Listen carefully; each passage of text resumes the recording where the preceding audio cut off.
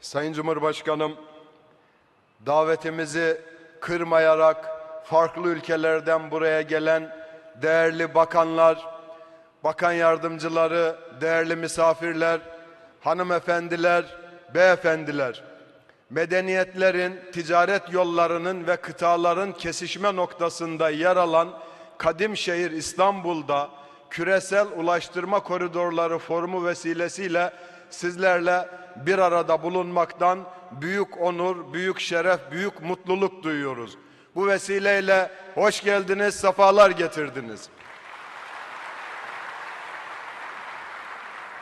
Sayın Cumhurbaşkanım, zat-ı alilerinizin teşrifleriyle açılışını gerçekleştirdiğimiz bu forum, Türkiye'nin ulaştırma ve lojistik alanındaki küresel vizyonunu bir kez daha dünyaya duyurmak için tarihi bir fırsattır.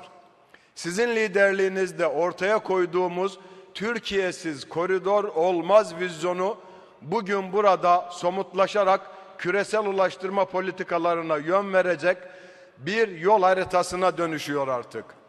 Türkiye'nin jeopolitik konumunu, tarihsel mirasını ve ekonomik potansiyelini ustalıkla kullanan liderliğiniz sadece ülkemizi değil, uluslararası sistemin dinamiklerini de şekillendiren bir güç olmuştur. Dünya 5'ten büyüktür vizyonunuz Afrika'dan Asya'ya, Latin Amerika'dan Orta Doğu'ya kadar geniş bir coğrafyada destek bulmuş, sizi mazlum milletlerin sözcüsü konumuna taşımıştır çok şükür. Bu vizyonun mimarı olarak şahsım ve milletimiz adına zat-ı alilerinize şükranlarımı arz ediyorum Sayın Cumhurbaşkanım. Türkiye tarih boyunca Asya ile Avrupa arasında Doğu-Batı koridorunda doğal bir köprü, Kafkaslardan Afrika'ya uzanan Kuzey-Güney koridorunun tam ortasında adeta bir kavşak noktasındadır. Ancak bugün Türkiye'yi yalnızca jeopolitik konumuyla tanımlamak yetersiz kalmaktadır. Çünkü Türkiye sizin liderliğinizde altyapı yatırımları, kriz çözme kabiliyeti, diplomaside yapıcı duruşu ve güven inşa eden yaklaşımıyla jeostratejik bir güven adası haline gelmiştir. Tüm dünya liderleri tarafından kabul edilen güçlü, sağlam ve güvenli liderliğiniz sadece Türkiye'nin değil, aynı zamanda uluslararası sistemin dinamiklerini şekillendiren bir güç olmuştur. Bu güven adası çatışmaların ortasında barış yanlısı, istikrarlı ve güvenli bir ülke olarak Türkiye'nin küresel gücünü pekiştirmektedir. Rusya-Ukrayna savaşındaki tutumunuz, bu süreçteki tahıl koridorunun tesisi, yine İran-İsrail çatışmasının bir an önce bitirilmesi noktasında liderler diplomasiniz, Türkiye'nin küresel bir güven aktörü olduğunu dünyaya bir kez daha kanıtlamıştır. Bu nedenle artık sadece Türkiye'nin jeopolitik konumundan değil, jeostratejik güven adası olma özelliğinden de söz etmemiz kesinlikle doğru olandır. Sayın Cumhurbaşkanım, sizin liderliğinizde 2002 yılından bu yana son 23 yılda ülkemizin ulaşım ve haberleşme altyapısına yaklaşık 300 milyar dolarlık bir yatırımı hayata geçirdik. Bu yatırımlarımız üretime 1 trilyon 65 milyar dolarlık bir katkı sağladı ve yıllık ortalama 1 milyon 24 bin kişiye istihdam imkanı oluşturdu. Bölünmüş yol ağımızı 6.101 kilometreden 29.750 kilometreye yükselttik. Demiryolu ağımızı ise 11.000 kilometreden 14.000 kilometreye yükselttik. Yüksek hızlı tren hatlarımızda ülkemizin yarım asırlık hayalini biz gerçeğe dönüştürdük. Havacılıkta dünyanın 353 noktasına uçan merkezi bir ülke konumuna geldik. Denizcilik sektöründe ise tüm Türk sahipli filomuz 52,7 milyon deadweight ton ile dünyada 11. sıraya yükseldi. Elbette bu bizim için yeterli değil. Bundan sonraki hedefimiz ilk 10 arasına girmektir. Sayın Cumhurbaşkanım, değerli misafirler, değerli katılımcılar, bu altyapı hamlelerimizle yetinmiyor, Türkiye'yi küresel ticaretin vazgeçilmez merkezi kılmak için bölgesel ve uluslararası işbirliklerini kararlılıkla güçlendiriyoruz. Türkiye sadece fiziki yolların birleştiği bir ülke değil, aynı zamanda güveni ve sürdürülebilirliği inşa eden bir ortaktır. Türkiye yalnızca bir geçiş noktası değil, Avrasya lojistiğinde istikamet belirleyen bir merkezdir. Orta koridorun kalbi, kalkınma yolunun anahtarı, Asya ile Avrupa, kuzey ile güney arasında kesintisiz bağlantısallığı sağlayan jeostratejik bir güçtür. Özellikle kalbi olduğumuz orta koridor, küresel ticaretin en hızlı ve ekonomik güzergahlarından biri olma yolundadır.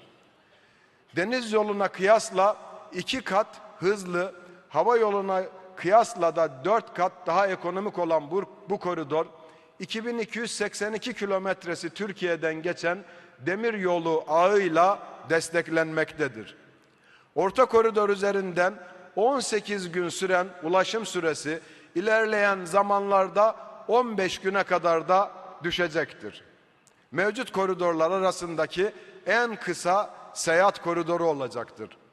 Sayın Cumhurbaşkanım, değerli misafirler, değerli katılımcılar, Kalkınma Yolu projesiyle Irak'ın Fav Limanı'ndan Avrupa'ya uzanan yeni nesil bir ticaret koridoru olarak Türkiye'nin jeopolitik gücünü ekonomik avantaja dönüştürecektir. Irak, Katar ve Birleşik Arap Emirlikleri ile imzaladığımız bu tarihi projeyle Basra Körfezi'ni ülkemize, ülkemizden de Avrupa'ya bağlıyoruz. Bu proje Orta Doğu ile Avrupa arasında kesintisiz bağlantısallık sağlayarak Türkiye'nin barış ve refahı destekleyen rolünü bir kez daha ortaya koyacaktır. Türkiye, küresel ticaret yollarındaki liderliğini pekiştiren bölgesel işbirliklerine de büyük önem vermektedir.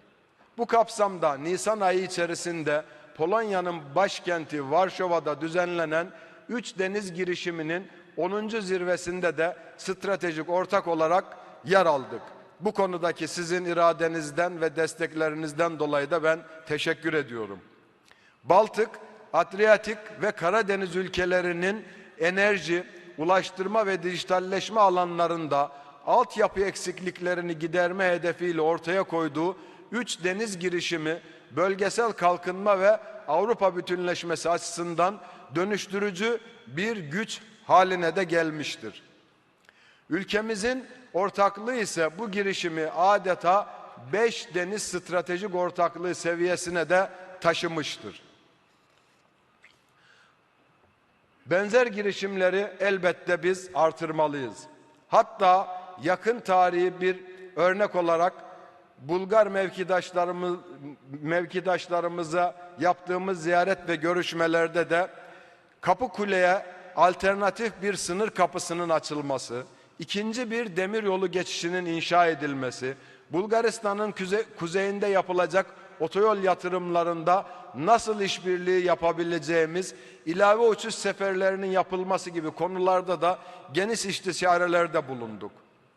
Kimsenin şüphesi olmasın ki Türkiye'nin sadece kendi içinde değil, dünyaya entegre olduğu bir uluslararası ulaşım ağını her zaman öncelik vermeye devam edeceğiz. Sayın Cumhurbaşkanım, saygıdeğer hanımefendiler, beyefendiler, Türkiye çatışmaların ortasında bir barış ve istikrar adasıdır.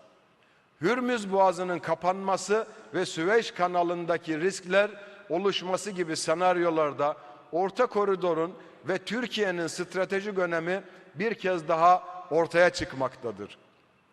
Bu forum 70 üzerindeki ülkenin bakan yardımcısı ve uluslararası kuruluşlarının üst düzey temsilcilerini bir araya getirerek sınır ötesi koordinasyondan dijitalleşmeye, altyapı yatırımlarından sürdürülebilir kalkınmaya kadar kritik konuların ele alınacağı bir ortamdır. Kesintisiz bağlantısallık, sınırsız imkanlar vizyonumuz bu forumun ruhunu yansıtmaktadır. İstanbul'da çizeceğimiz yol haritası sadece bölgemize değil, tüm dünyaya yeni ulaşım perspektiflerini de sunacaktır. Bu düşüncelerle sözlerime son verirken, bu anlamlı forumun gerçekleşmesinde emeği geçen herkese, başta Dünya Bankası olmak üzere, özellikle Sayın Cumhurbaşkanım, siz değerli katılımcılara ve destekleyen kuruluşlarımıza ben teşekkür ediyorum.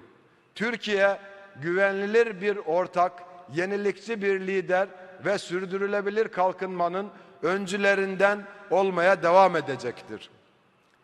Küresel ulaştırma ve lojistik alanında yeni bir dönemin kapılarını aralayacağımıza olan inancımla forumun tüm paydaşlar için verimli sonuçlar doğurmasını temenni ediyorum.